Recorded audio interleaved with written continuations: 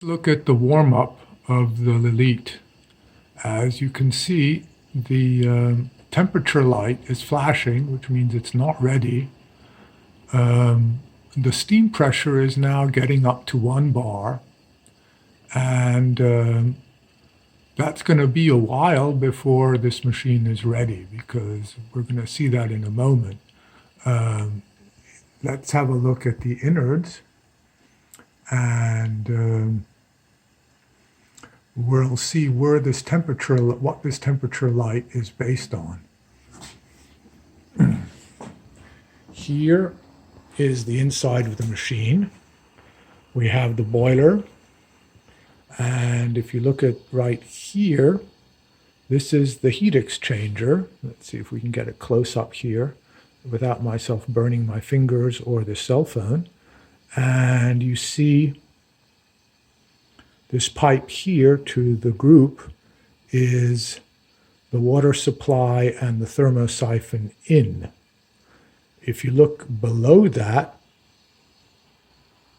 you'll see the thermosiphon pop, the thermosiphon return, and we're going to go to the bottom of the boiler, and this is the water pipe, but behind it, there you see the thermosiphon return coming into the heat exchanger at the bottom. And if we look closely right there, you will see a temperature sensor. You see the wire there? Right in there, down here. That's the temperature sensor. That is measuring the water returning from the thermosiphon, which is a very good approximation of the temperature of the group. Now, if we move over and come up to the group, here, you see that this is a pretty massive piece of brass. And if the temperature of the group is right, the temperature of the shot will be right, because you've got 1 or 2 ounces of water and 1 or 2 kilos of brass at the right temperature, and 1 or 2 ounces of water at roughly somewhat wrong temperature, but an ounce of water at the wrong temperature compared to a kilo of brass at the right temperature, guess what? The brass wins. So if you monitor the thermosiphon return, you will monitor the shot temperature as well. Now here comes a big surprise. As we warm up, look at the bar. This gave me a heart attack the first time I saw it. The steam temperature is now at 2.5 bar. Usually the red line is roughly at 1.75. The safety valve is not blown. The boiler has not exploded. This is normal operation.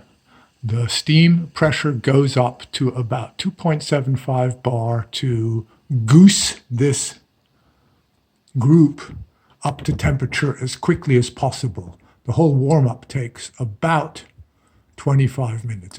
I don't know if you can hear it over the cell phone, but the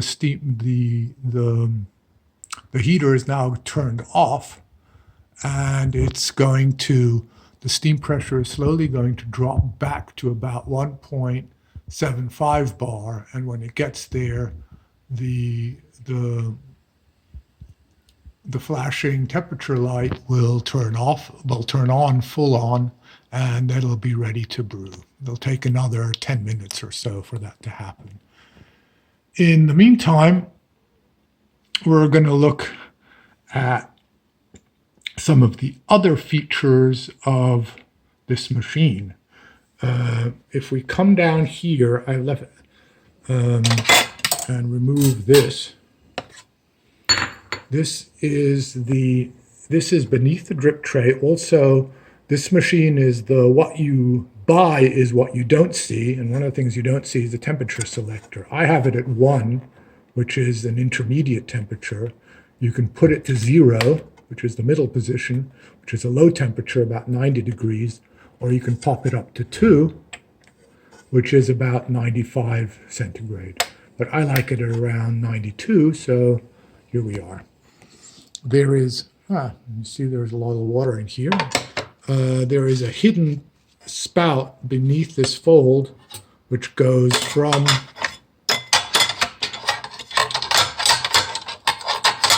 the reason I'm putting the grate on is we're going to be doing the pressure look. This hidden water spout goes from various things. This tube here is the vacuum breaker. This tube here is the safety valve. Probably pops around 3 bar, I guess. And this tube here is the OPV, the overpressure valve, which we'll talk about in a moment. And all of these go into here, manifold, and this, oh yeah, there's another one for the boiler flow over, and finally this all goes to the drip tray. The pump itself comes out here to this very narrow, tough plastic piece, and then goes into this manifold.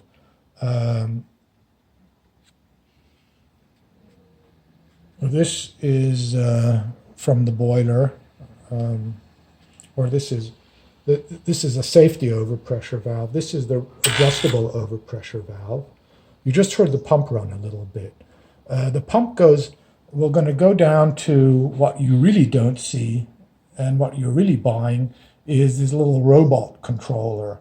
Essentially, this monitors the thermosiphon return temperature and turns the boiler on and off to keep the thermosiphon return temperature at what you want. The other thing it does is run the pump occasionally to keep the entire thermosiphon loop pressurized. No thermosiphon stalls on this machine. So if the blind pump pressure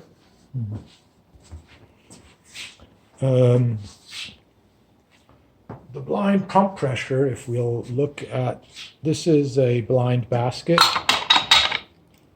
and you can put it in, and you see comes to about 10 bar.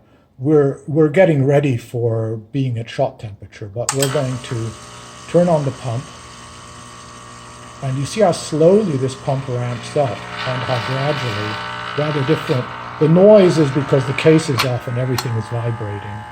And you see the pump is set, the pressure is set to about 10 bar. You can adjust it with a number 12 wrench,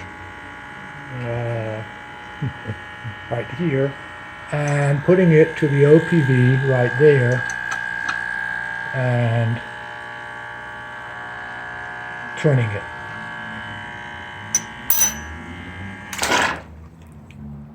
Okay. I'm not sure if everybody got that, but what I want to do is empty this out about halfway. So you see that I've left the blind basket about half full. This is about equivalent to a coffee puck. We're going to put this in, and now we're going to watch the temperature ramp up. This is another thing you don't see that you don't normally see, and you will, if you've ever had an E61 group, you will realize that this is kind of different. Oops. You see how slowly this pump ramps up and stays at low pressure rather than nothing at all, and very smooth, and then up to 10 bar.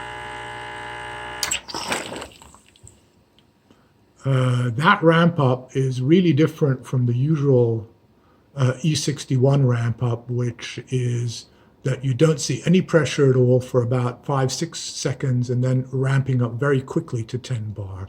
This is a very gradual and slow ramp up.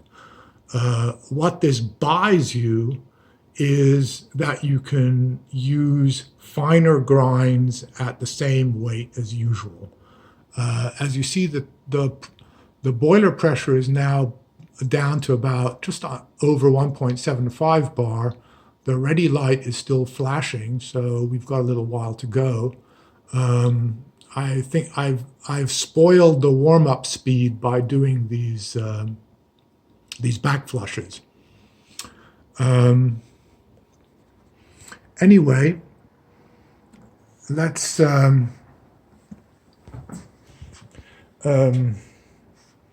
if you want to have some coffee house steam, now's the time to see, as you noticed, you could, if you don't do these back flushes, the ready light will come on when the boiler is about 1.75 bar. So if you do your latte in the morning, you've got plenty of steam pressure. If you get there late, the boiler pressure can go down to about 1 bar or even lower, because it's essentially all it's doing is keeping this thermosiphon at the right temperature. Anyway, I want to show another thing that you don't see and that you're buying with the Mara X, which is a really nice heat exchanger. Most E61 boxes have just a pipe going through them. If you notice here, this is the inflow. This is the inflow from the pump, goes to the top of the heat exchanger. Now look at the outflow, is this pipe below going to the group. I'm going to put my finger here without trying to pull back the cell phone finger. You see this second pipe. Now if you look at this assembly here, what you have is a counterflow heat exchanger. The pump pipe goes all the way down to the bottom, and then the water fills up from the bottom and goes back to the top, which means that well, if you're an engineer, you'll know this is a counterflow heat exchanger, which is the most sophisticated type of heat exchanger. In practice, this means that the temperature stability on this machine is really nice. Essentially, it's hit or miss.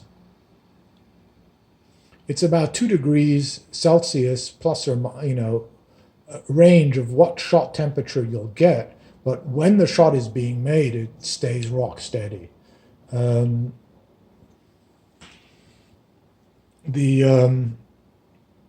2-degree change is because of the way this whole setup works, where you're changing the boiler pressure and temperature to keep the thermosiphon constant, and it gives just a variance over this boiler cycle.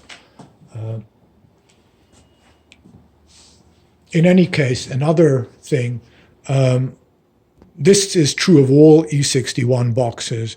When I bought my first one in the early aughts, it was a real mess and it was ugly. This is a steel boiler, insulated, upright, with really beautiful fixings, good wiring, all the rest of it. This is high quality Innards. It's super crowded. I mean, this machine is only 9 inches wide, and you've got a 1.8 liter boiler stuck in here. So there's not a lot of room. And if you're doing your own work, it's going to be a little crowded in here also. So if you want to do a lot of modding and so forth, this may not be the machine for you. Essentially, this is a machine that a person who wants to make good coffee but doesn't want to mess with the mechanics or thermodynamics of the machine, but just wants it to do its job, this is it. As you see, so what you don't see on the Mara X is all of the adjustments and all of the controls that an HX machine usually requires, because that is all built in, and this smart little robot thing here handles all that for you. So all you need to do is focus on the coffee quality. The other thing is that the other thing you don't see that's sort of invisible, as I told you before, is the tuning on this. The pre-infusion on the E61 was always nice and always made it a forgiving machine. The adjustment that gives this slow ramp up that you see here, the tuning that does that is a big step forward to my mind, because with lighter roasts, in the last 10 years, espresso roasts have gotten lighter, more acidic. The origin flavors have become emphasized, and we've all gotten used to that.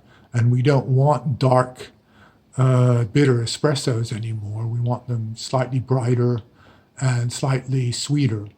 So this ramp up makes that much easier to achieve on an E61 machine. So basically, nice, soft, forgiving pressure handling, no flush required, all the temperature control is done for you. That is what you don't see on the Mara, but what you get. Anyway, thank you for your time, and goodbye.